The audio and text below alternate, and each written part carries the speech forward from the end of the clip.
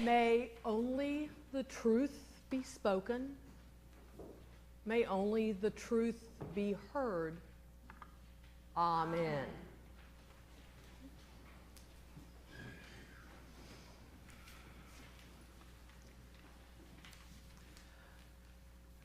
Jesus was a very, very attractive person.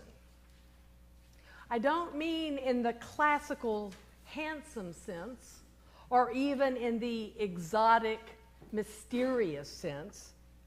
I mean in the sense that people were arrested by his appearance and his manner, by his energy and his dynamism. When Jesus was in town, people came to see him. When Jesus walked by, people strained to see him. When Jesus spoke, people leaned in. When Jesus spoke, people stopped speaking. People listened, and people heard him. His words passed through their ears and connected with their consciences, because when Jesus spoke, he spoke straight to the human heart, and he spoke straight to the innate common sense of the human mind. Even when Jesus said hard things, things people didn't want to hear, things people didn't want to accept, things that caused people to reevaluate and face uncomfortable facts about themselves, even then, people listened, and people knew he spoke truth. Whatever Jesus said about God, people knew it was true. Whatever Jesus said about God's plan for humankind, people knew it was true. Their hearts and their reason told them so. Jesus told pure, beautiful, reliable truth every time he opened his mouth, and he told it in ways people could understand. He spoke truth in stories where people could see the nature of man, the love of God, and their own part in the tension between the two. He told stories like the one in this morning's gospel about the rich man, Dives, and the poor man, Lazarus. He explained that the rich man, a good man who loved his family and his 5 brothers, just didn't see the suffering around him. And not seeing it, he walked through it. He didn't see the inherent wrongness of Lazarus' condition. He didn't see how it connected in any way to his own life. He didn't see how he might make the situation better. He just didn't see. And when his self-imposed blindness finally came to a devastating end, it was too late. Wanting to inspire, wanting to save God's beloved people from themselves, Jesus told this story and many others like it. Today, in Charlotte, he might tell this one. There was once a healthy, happy family with a mom and a dad, 2 sons and a daughter. The parents had jobs. They had a comfortable house. The 3 kids did well in school and had many friends. Each member of the family was of good character, and each member of the family had flaws. Inside and outside, people thought well of the family. One day, the oldest son, who was 14, came home from school complaining of an aching foot. He showed it to his mother, who said, "I don't see anything wrong. There's no splinter, there's no bruise, there's no swelling. Go put some ice on it, and maybe it will feel better." The next day, the son again complained about his foot. Again, his mother looked at it carefully. Again, she said she didn't see anything. This time, she advised putting some heat on it. The third day, the son came home saying his basketball coach was all over him for not running it out, but his foot was really hurting. This night, his dad examined the foot and said, "I don't see anything wrong. Do these flexing exercises." When the weekend came, the son was moody and wasn't getting around to mowing the grass. His parents called him on it, and once again he complained about his foot. "That's it," his parents said. "Monday, you're going to the doctor." Monday, the boy and his mom went. At the doctor's office, neither the intake nurse nor the doctor could find anything amiss with the boy's foot. They asked lots of questions. They had him stand and walk and flex. They couldn't find anything. The doctor said, "We could take an x-ray, but I doubt it will show us anything. I suggest ibuprofen and resting the foot for 2 days." 3 days later, the son comes home in a foul mood. The coach says he can't start the next game because he's missed too much practice. He's banging through the house, obviously on edge. At dinner, he gives sullen answers to questions about his day, and finally his dad says, "Enough. Pull yourself together and be civil. I'm sorry you're unhappy. I'm sorry you're disappointed, but there are real problems in the world. There are people going hungry and Darfur. Get a grip." And out of nowhere, this man-child shouts, "Damn the people in Darfur! I'm sorry they're hungry. I'm sorry no one cares enough to figure out how to feed them. I'm sorry, and I know how they feel because no one cares enough to figure out how to care for me. I'm in pain. I hurt all the time. Every step I take hurts. Every step, every time. It hurts so much I don't want to think about taking a step. And all you guys say is, 'I don't see anything.' Well, frick it. Look closer. What? Do you think that I'm lying? Do I have a history of lying? Do you think that I'm crazy? Have I been crazy before? Why aren't you doing anything? Why don't you care?"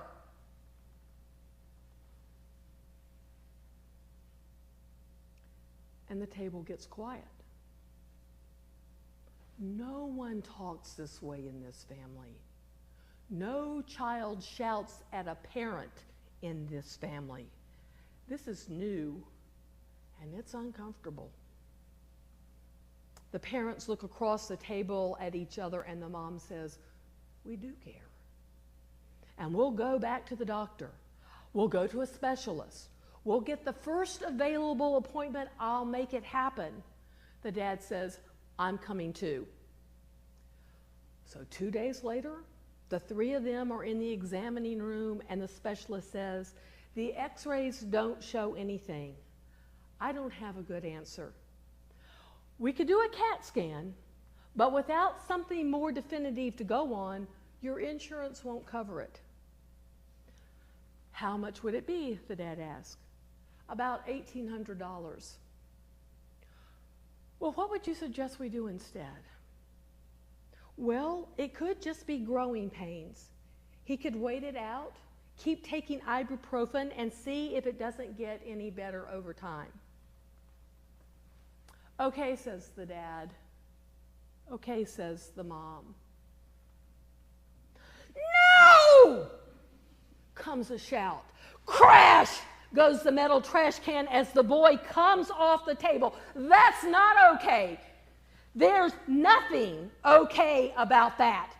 I'm not going to get better over time. It hasn't gotten better over time. I can't wait and see anymore. Get the CAT scan. Get the CAT scan. Don't give me my allowance. Don't give me Christmas presents. Don't give me birthday presents. I'll pay you back. Just do it, please. The boy is shaking. The doctor is stunned and a little frightened. Mortified. The dad is confused. This is an unruly scene, and there's so much to process in this tiny room. The CAT scan is scheduled, and the family leaves the office. The ride home is tense. No one is talking. Parental authority has been challenged. Basic code of conduct has been broken. Something has shifted in the family dynamic, and everyone is anxious and really unsettled. When the CAT scan results come back, something amiss is found. Surgery is performed, rehab follows. The healing process is long and hard and requires a lot of effort. The whole family is affected by the scheduling and the disruption and the expense. As the boy's foot heals, the tension in the family heals.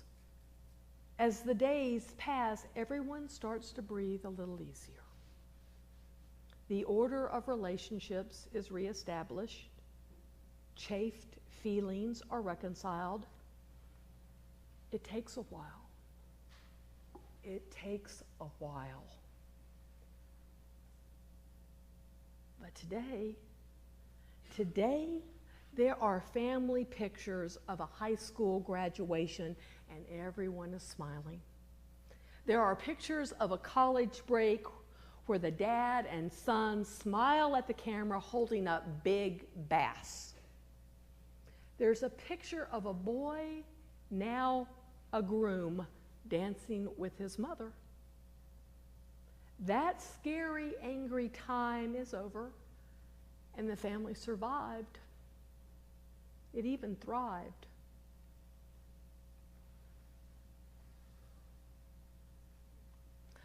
A funny thing happens when the family tells the story. Almost immediately, the hearers take sides. Some people listening blame the parents for reacting too slowly, for not being proactive, for not knowing the situation earlier and doing the right thing. Some people listening find fault with the boy for being disrespectful, for becoming aggressive, for not finding a more reasoned and mature way to express his pain. In both cases, people tend to study the details of the event and lose sight of the larger truth. A family member had a real problem, and the rest of the family didn't see. They just didn't see. And not seeing it, they couldn't figure out how to fix it. Once they did see, everything got better. And not just for the member with the problem, but for the whole family. Because, beloved, just how healthy and how happy can a family be when one of its own is in sharp, ongoing pain?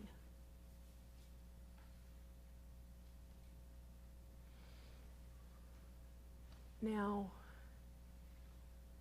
if Jesus was telling this parable today, and the people were leaning in, as of course they would be, because it would be Jesus telling the parable, maybe a brave soul, an egged-on disciple might ask Jesus, who are we in the story? And Jesus would likely say, you know. And of course we know.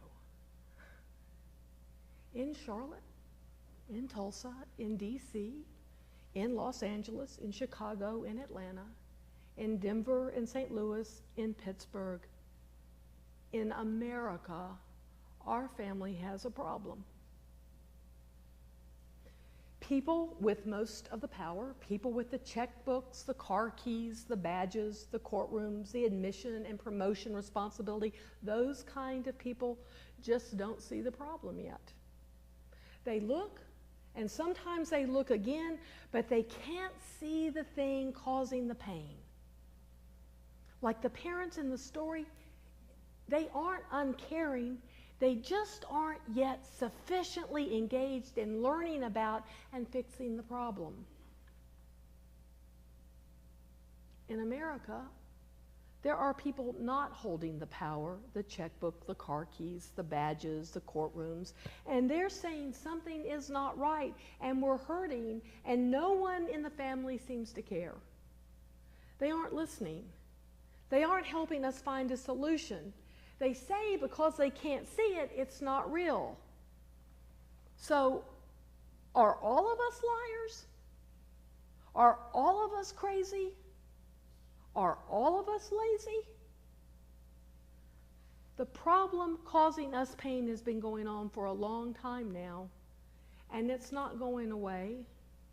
And it's sometimes better, but right now it's pretty bad, and we don't know how to get your attention. We don't know how to make you care. And in our frustration, sometimes some of us say and do things that scare you. Sometimes it scares us too.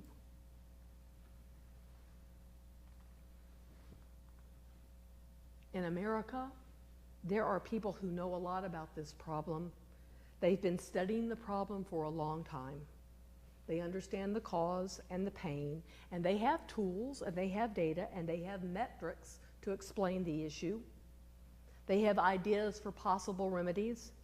Just like the CAT scan and the surgery and the rehab in the story, positive outcomes are possible and even likely.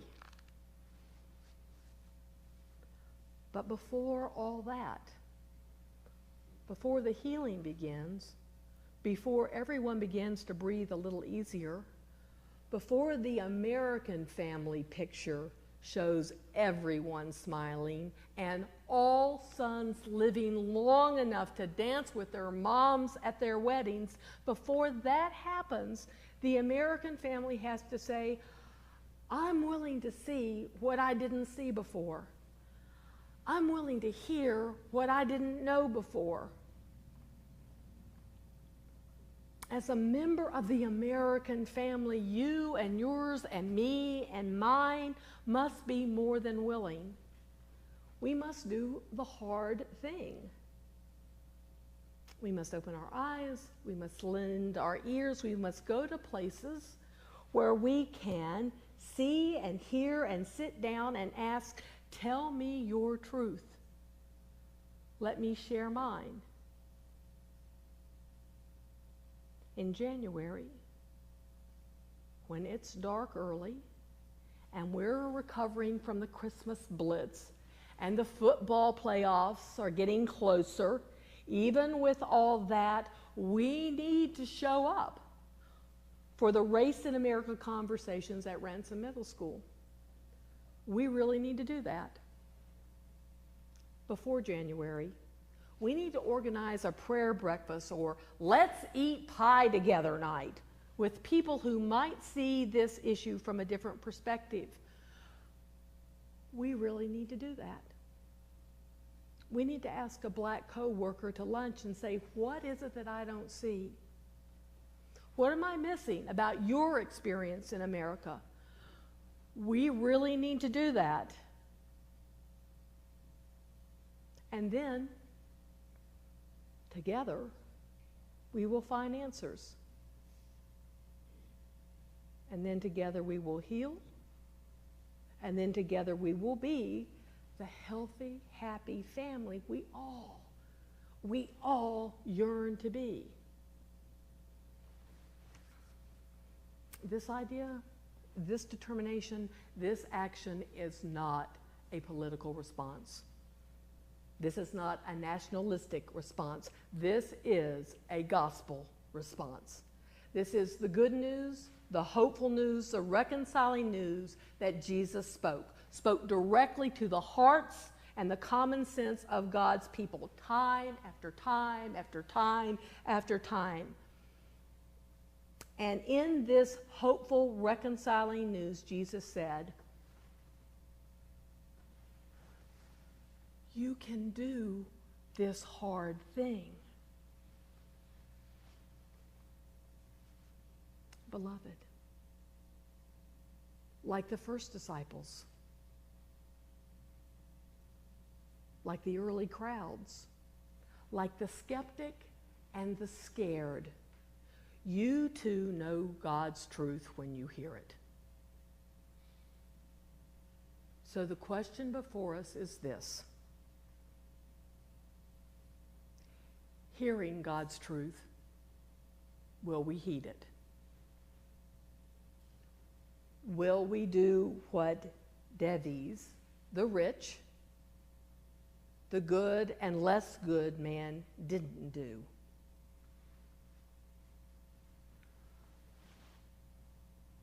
Will we save ourselves?